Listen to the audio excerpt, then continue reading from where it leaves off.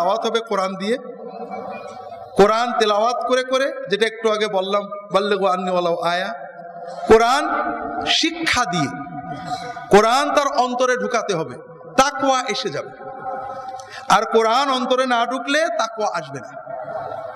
একটা মানুষ 30 বছর হুজুরের দরবারে আছে, আলেমদের সোহবতে আছে, পাগড়ি পরেছে, দাড়ি রেখেছে, তাহাজ্জুদ পড়েছে, জিকির করেছে, কিন্তু সে সুদের সাথে জড়িত, ওজনে কম দেওয়ার সাথে জড়িত, ভাইয়ের হক, মায়ের হক, বোনের হক, স্বামীর হক, স্ত্রীর হক দেয়নি, চাকুরির হক, কর্মদাতার হক, কর্মচারীর হক পালন করেনি। এরকম অনেক মানুষ পাওয়া যায়, যায় কি যায় না? যায়। কারণ আমরা যে বিষয়গুলো বলেছি উনি এটাই শিখেছেন, আর অনেক বিষয় আমাদের আলোচনায় আসেনি, উনি সেটা শেখেননি। কিন্তু এর পাশাপাশি যদি ওনাকে কোরআন পড়তে দিতেন, তাহলে এই যে হালাল হারামের চিন্তা, সুদ ঘুষ অন্যায়ের চিন্তা, বান্দার হক, স্বামীর হক, স্ত্রীর হক, পিতামাতার হক, ভাই বোনের হক, এতিমের হক, ওজনের হক, বিচারের হক, এগুলো তিনি বুঝতে পারতেন। কথা কি বুঝতে পারছেন? এই জন্য ইসলামের ভিত্তি হলো কোরআন, এবং কোরআনের ভিত্তিতে দাওয়াত হবে, এটাই হলো মূল কথা। এরপরে হলো হিকমত অর্থাৎ হাদিস।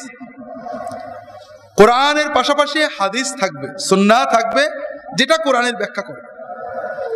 এরপরে হলো আল মাউইদাতুল হাসানা, সুন্দর ওয়াজ। এরপরে হলো হিকমা। আর একটা হলো যেটা দাওয়াতের ক্ষেত্রে কোনো সময় লাগে, সেটা হলো ওয়াজাদিলহুম বিল্লাতি হিয়া আহসান, বিতর্ক। সেটা কি?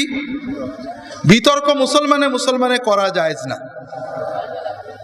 বহজ বিতর্ক যেটা আমরা করি, আল্লাহ রাসূল সাল্লাল্লাহু আলাইহি ওয়াসাল্লাম বলছেন, মা দাল্লা কওমুন বাদা হুদান কানু আলাইহি ইল্লা উতুল জাদাল।